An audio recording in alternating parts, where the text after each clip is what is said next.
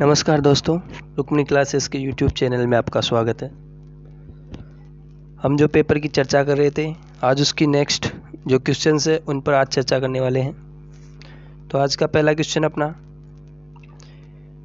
वर्ष 2017-18 में भारत के सकल मूल्यवर्धन में सेवा क्षेत्र का हिस्सा कितना है? तो 2017-18 चूँकि ये 2018 का पेपर है, इसलिए 2017-18 का पूछा है इसमें। तो इसका आंसर हो जाएगा डी, 55.2%। हम यदि बात करें 2019-20 की, तो 2019-20 में जो सेवा क्षेत्र का हिस्सा था वो था 57.8%। और यदि बात करें 2018-19 की, तो 18-19 में ये था 54.3%। तो दोनों जो 18-19 से 19-20 में वृद्धि हुई है सेवा क्षेत्र में, तो इसका आंसर हो जाएगा 55.2। और यदि 19-20 का पूछे, वर्तमान जो सत्र अभी गया है तो उसका पूछे, तो उसका आंसर हो जाएगा 57.8%। नेक्स्ट क्वेश्चन अपना, राजस्थान में पहले मानव विकास प्रतिवेदन का मुख्य विषय था। तो प्रथम जो मानव विकास प्रतिवेदन था उसका मुख्य विषय था वैश्वीकरण के युग में स्थायी आजीविका को बढ़ावा देना। समावेशी विकास नहीं रखा गया था।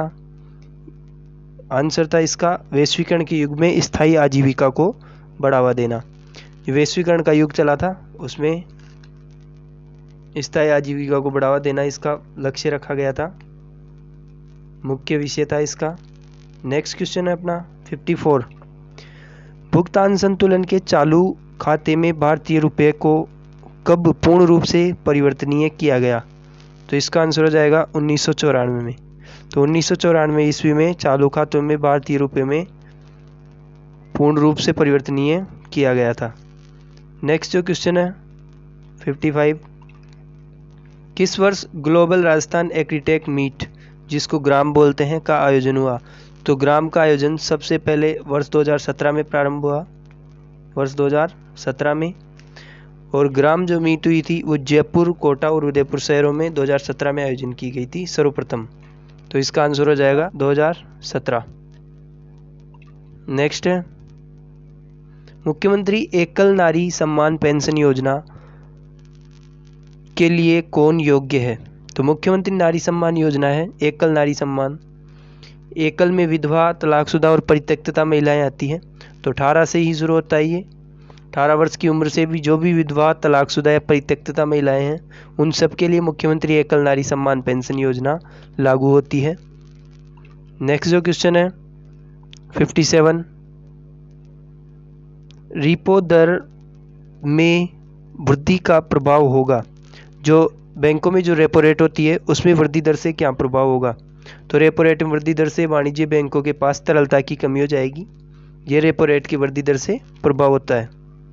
रेपो रेट और रिवर्स रेपो रेट दो अलग अलग रेट होती है बैंकों की। राष्ट्रीय आय लेखांकन का जनक किसे कहा जाता है? तो राष्ट्रीय आय लेखांकन का जनक है वो रिचर्ड स्टोन को कहा जाता है। नेक्स्ट क्वेश्चन है, बजट में राजस्व घाटा होता है।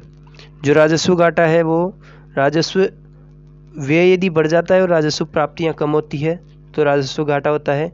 इन दोनों में राजस्व व्यय में से राजस्व प्राप्तियां को घटा दिया जाता है, तो जो प्राप्त होता है वो राजस्व घाटा प्राप्त होता है अपने को। राजस्व घाटा की प्राप्ति इस प्रकार की जाती है।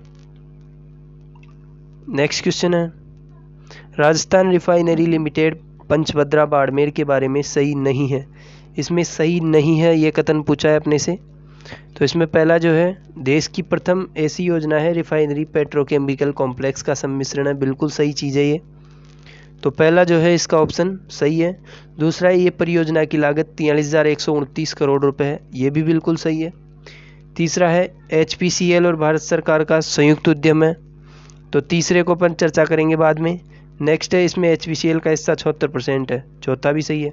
तो 3 सही हो गए तो एक अपने आप ही गलत हो गया, तो इसका आंसर ये आ गया। अब जो ये पेट्रोकेमिकल रिफाइनरी है ये B6 की रिफाइनरी है जो कि इको फ्रेंडली रिफाइनरी है, बाड़मेर पंचभद्रा में स्थापित की गई है। नेक्स्ट जो क्वेश्चन है 61 क्वेश्चन है, राजस्थान में जो राजकीय दस्तावेज व प्रमाण पत्रों की डिजिटली सत्यापन करने की सुविधा देता है। तो जो डिजिटल रूप से जो राजस्थान राजनेट जो है, राजनेट नहीं, राज ई वॉलेट की जो सुविधा दी गई है वो राजकीय दस्तावेजों और प्रमाण पत्रों को डिजिटल रूप से सुरक्षित करने के लिए दी गई है। आजकल डिजी लॉकर भी चलता है, उस पर भी अपने प्रमाण पत्र रखे जा सकते हैं, प्राप्त किए जा सकते हैं डिजी लॉकर से भी। नेक्स्ट जो है, राजस्थान में कब भामाशाह डिजिटल योजना का शुभारंभ किया गया?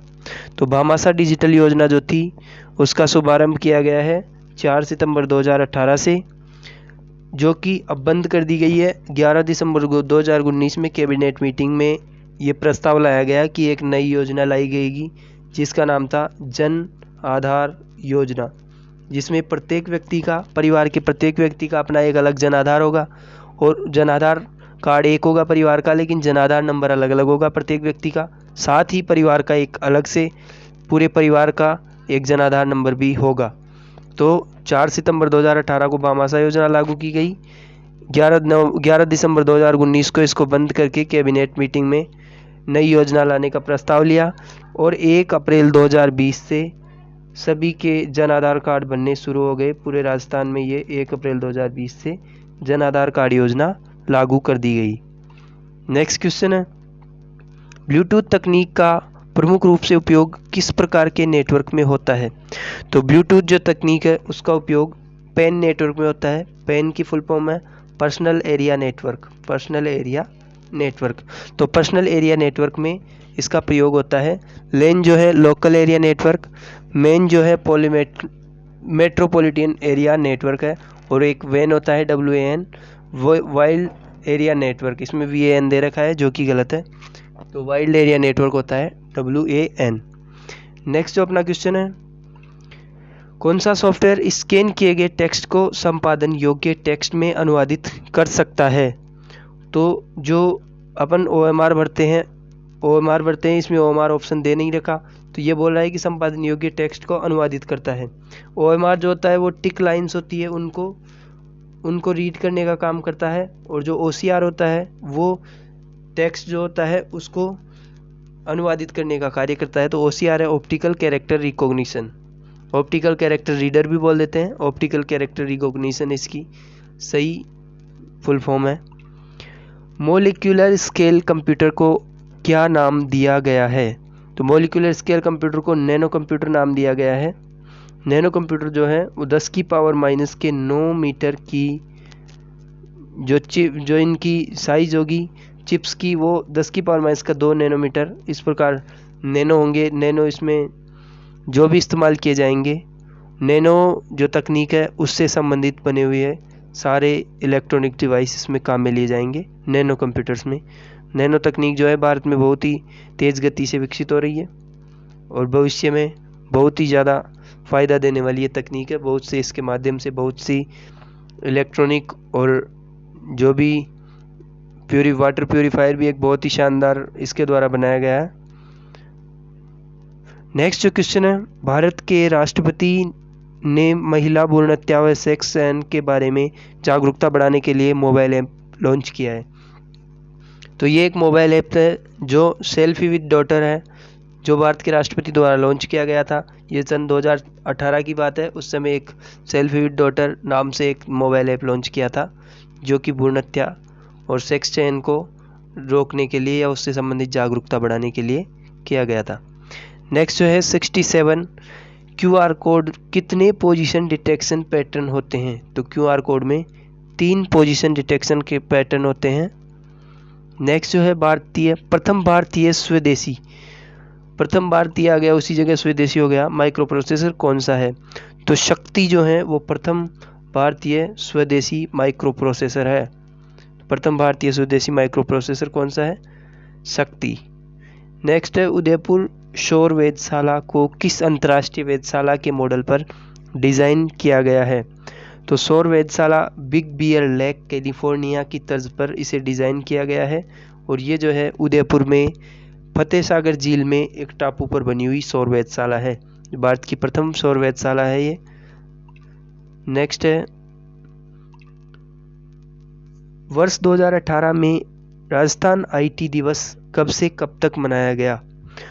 तो इसका आंसर हो जाएगा 19 मार्च से 21 मार्च तक। नेक्स्ट है, ये क्वेश्चन आपको कोई काम का नहीं है क्योंकि करंट अफेयर्स का क्वेश्चन है। रंगीन मॉनिटर में रिफ्रेश बफर को यह भी कहते हैं। तो रंगीन मॉनिटर होता है, उसमें पिक्स मैप को रिफ्रेश बफर भी कहते हैं, पिक्स मैप भी कहते हैं। नेक्स्ट है, नासा में मानवरहित लैंडर का क्या नाम है जिसे हाल ही में मंगल ग्रह पर उतारा गया है? जब मंगल ग्रह पर मिशन नासा द्वारा भेजा गया था तो उस समय जो लैंडर था उसका नाम था इनसाइट। तो इनसाइट था उस लैंडर का नाम। किस कारण की वजह से समाक्षीय तार शोर के प्रति कम ग्रहणक्षम होते हैं? तो क्या कारण है? इसका कारण है बाहरी कंडक्टर। बाहरी कंडक्टर जो होते हैं वो इसका कारण है। कोएक्सियल केबल होती है उसकी बात चल रही है। ये समाक्षीय तार है, वो समझ में नहीं आता है तो कोएक्सियल केबल इंग्लिश में पढ़ सकते अपन।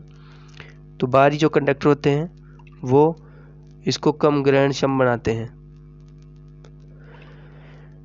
वह डिवाइस जो हस्तलिखित छापों को कंप्यूटर इनपुट के लिए कोडेड कैरेक्टर में परिवर्तित करता है? तो कौन सा डिवाइस है जो कि कंप्यूटर छापों को कोडेड करता है? इसका आंसर हो जाएगा डिजिटाइजर। तो इसमें आंसर आ जाएगा अपना डिजिटाइजर। नेक्स्ट क्वेश्चन है अपना 75। कंप्यूटर की पंचम पीढ़ी में VLSI तकनीक को किस तकनीक में परिवर्तित किया गया था?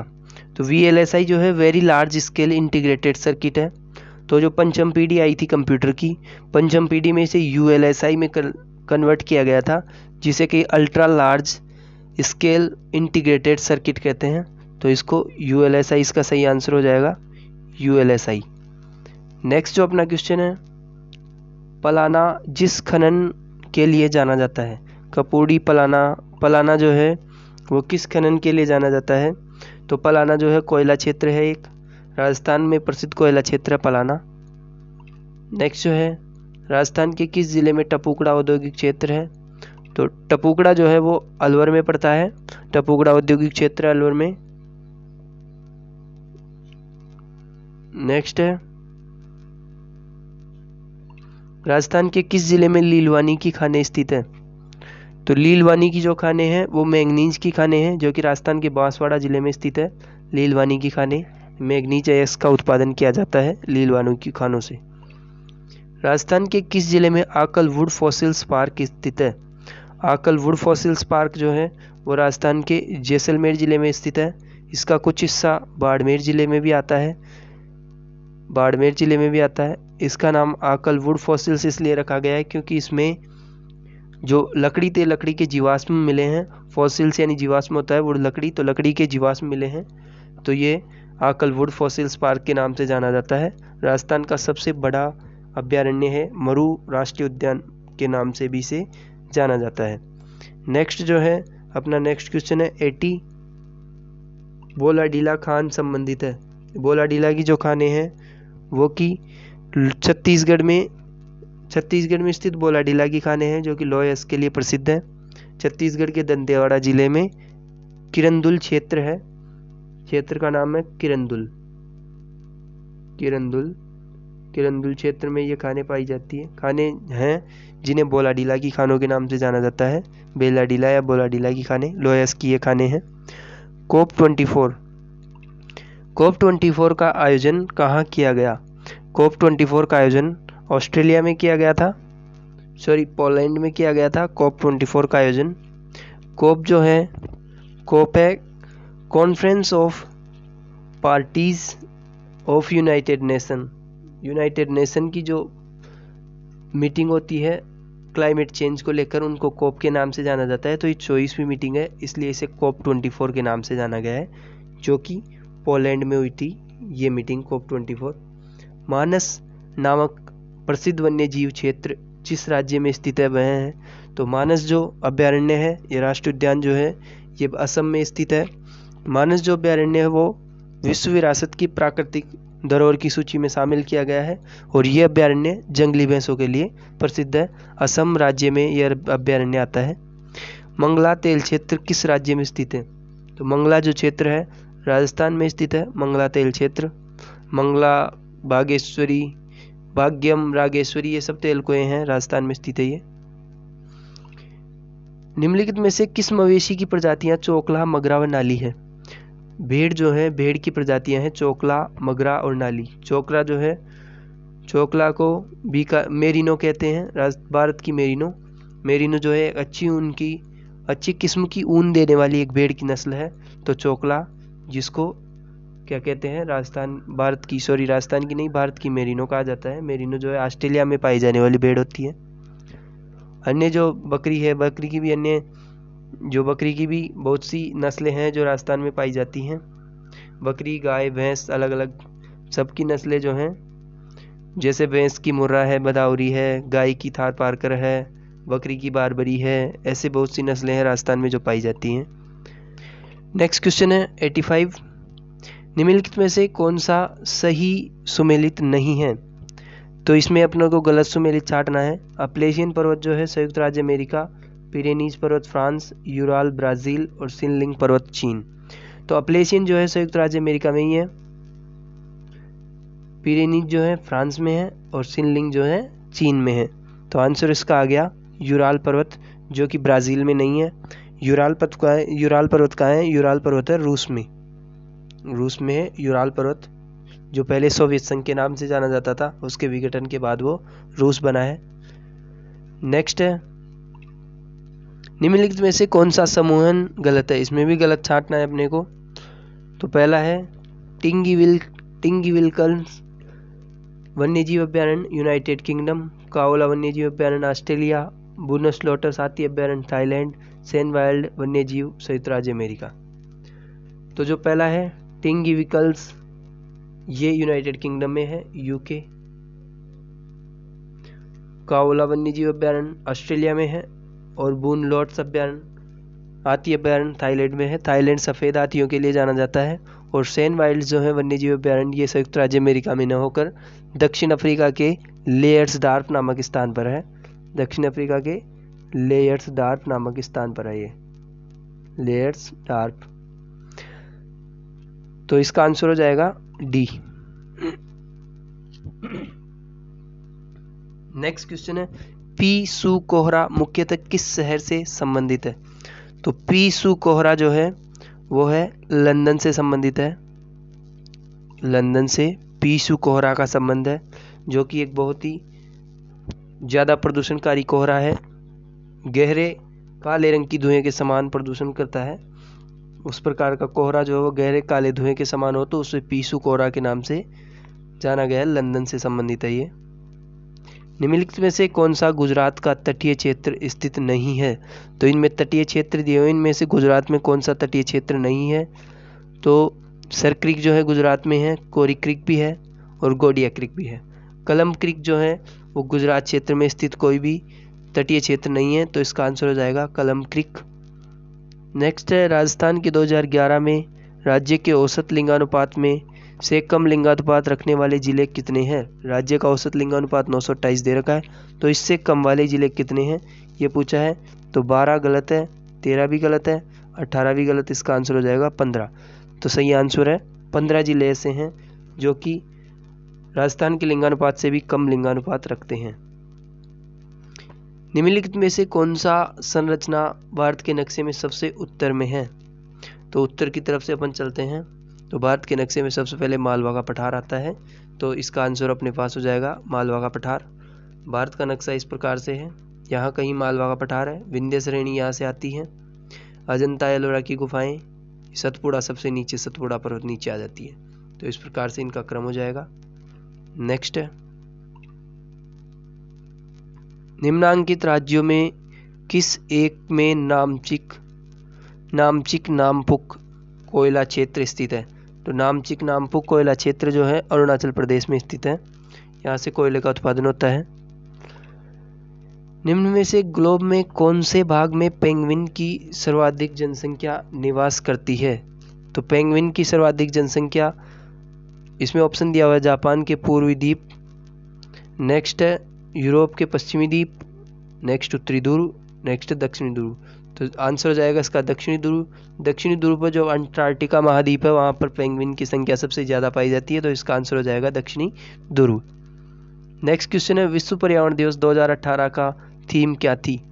तो विश्व पर्यावरण दिवस 2018 की थीम थी प्लास्टिक प्रदूषण को परास्त करना, बीट प्लास्टिक पॉल्यूशन। इसका थीम थी बीट प्लास्टिक पॉल्यूशन। यदि 2019 की बात करें, 2020 की बात करें, तो 2020 में जो जैव विविधता रखा गया था, 2020 के पर्यावरण दिवस की थीम 5 जून को पर्यावरण दिवस बनाया जाता है। और यदि 2021 की पूछी जाए तो 2021 की जो पर्यावरण दिवस है उसकी थीम रखी गई है पारिस्थितिकी तंत्र बहाली, इंग्लिश में देखें तो इकोसिस्टम रिस्टोरेशन। तो 2021 का आ जाएगी इकोसिस्टम रिस्टोरेशन, 2021 की है। 2020 की पूछे तो जैव विविधता है 2020 की, बायोडाइवर्सिटी। नेक्स्ट है, निम्न में से किसका संबंध अम्लीय वर्षा से है? तो अम्लीय वर्षा जो है वो किस पीएच के मध्य अम्लीय वर्षा होती है, ये क्वेश्चन है। तो पहला इसमें दे रखा है पीएच 5.6 से कम, 5.7 से 6.8, 7 और 7 से अधिक। पहले अपन पीएच की बात करते हैं। पीएच में होते हैं 14 तक, 0 से 14 तक होते हैं पीएच में। 14 होता है प्रबल क्षार होता है, 0 होता है वो प्रबल अम्ल होता है। तो 7 पे उदासीन होगा। तो वर्षा जल पीएच 7 हो गए तो उदासीन है, ये तो कैंसिल हो जाएगा सीधा ही। 7 से अधिक हो गया तो ये अम्लीय नहीं होगी, ये तो क्षारीय हो जाएगी। 5.7 से 6.8 की बात करते हैं तो ये दुर्बल अम्ल हो जाएगा। लेकिन यदि 5.6 से कम की बात करते हैं तो ये प्रबल अम्ल हो जाएगा। तो इसका आंसर सही आ जाएगा क्या? प्रबल अम्लीय वर्षा होगी 5.6 से कम में। अम्लीय वर्षा जो होती है वह ऐतिहासिक इमारतों को नुकसान पहुंचाती है। इसको पत्थर का कैंसर भी कहते हैं, संगमरमर का कैंसर, जो कि अम्लीय वर्षा जो है ताजमहल जैसी इमारतों के लिए बहुत ही ज़्यादा नुकसानदायक है, इसलिए इसे पत्थर का कैंसर कहते हैं। ताजमहल की जो है संगमरमर पिघलने लगी है तो मार्बल कैंसर के नाम से जानते हैं इसको। तो अम्लीय वर्षा 5.6 से कम हो जाएगा। नेक्स्ट है सफ़र, वर्ष 2018 में लॉन्च किया गया सफ़र किससे संबंधित है? तो जो सफ़र जो ऐप लॉन्च किया गया था वो वायु गुणवत्ता और मौसम पूर्वानुमान से संबंधित एक ऐप है सफ़र। तो आज अपन ने पूरे क्वेश्चंस जो थे पेपर के वो कंप्लीट कर लिए हैं। आप हमारे यूट्यूब चैनल पर यदि नए हैं तो इसे सब्सक्राइब करें, वीडियो को लाइक करें, ज़्यादा से ज़्यादा शेयर करें और अपने दोस्तों तक भेजें ताकि सभी को इसका फ़ायदा मिल सके। धन्यवाद।